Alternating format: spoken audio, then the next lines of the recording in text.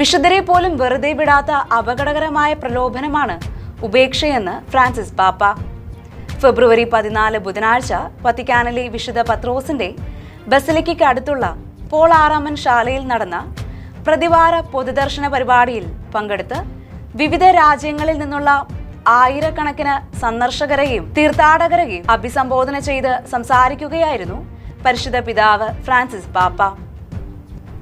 ദുർഗണങ്ങളുടെ പട്ടികയിൽ ഉപേക്ഷ എന്ന പദത്തിന് പകരം സാധാരണയായി ഉപയോഗിക്കുന്ന പദം അലസതയാണെന്നും യഥാർത്ഥത്തിൽ അലസത ഒരു കാരണത്തേക്കാൾ ഒരു ഫലമാണെന്നും പാപ്പ വിവരിക്കുന്നു.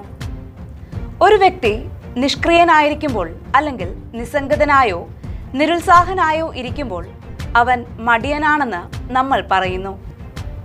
വിശുദ്ധ ബൈബിളിലെ ജ്ഞാനം പഠിപ്പിക്കുന്നത് പോലെ പലപ്പോഴും ഈ അലസതയുടെ വേര് ഉപേക്ഷയാണെന്നും പാപ്പ ഉദ്ബോധിപ്പിച്ചു.